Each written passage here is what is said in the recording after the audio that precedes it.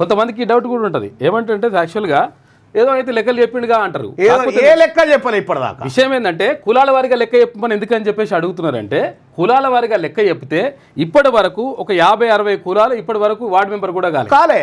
తర్వాత ఒక 60-70 కులాలు ఇప్పటి వరకు ఒక ఫ్యూన్ ఉద్యోగం కూడా పొందలే. కాబట్టి ఈ డేటా ఆధారంగా ఇన్ని కులాలు అసలు కనీసం ఆ దరిదాపులోకి కూడా వెళ్ళలేవు. కాబట్టి ప్రత్యేకమైనటువంటి రిజర్వేషన్ అందించడం ద్వారా ఈ లెక్కలు బయట పెడితే మరి ప్రజలంతా బీసీలలో ఉంటే మీరెట్లా ఎమ్మెల్యేలు అవుతారా అని చెప్పి జనంలో పెడతారు కదా.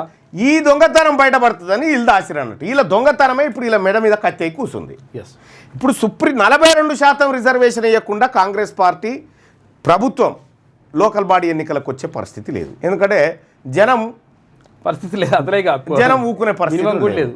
సో కాబట్టి రేవంత్ రెడ్డి గారు ఇప్పటికీ నేను నీకు సూచన చేస్తా ఉన్నా మిత్రుడిగా, కులగణన లెక్కలు బయటపెట్టి ఇవాళనో రేపో బయటపెట్టు.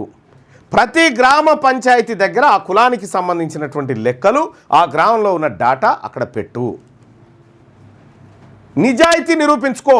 ఆఖరికి మీ ప్రభుత్వం దొంగ ప్రభుత్వం అని తేలిపోయింది కాబట్టి, మీ ప్రభుత్వం బీసీలను మోసం చేయడానికి కుట్ర పన్నుతున్నదని తేలిపోయింది కాబట్టి పాప పరిహారం కింద చేసుకో. పాప పరిహారం చేయి. పాప పరిహారం చేయడం వల్ల మీకు మంచి జరుగుతుంది. అంటే కనీసం దిగిపోయేటప్పుడు అయినా చరిత్రలో పేరు ఉంటుంది.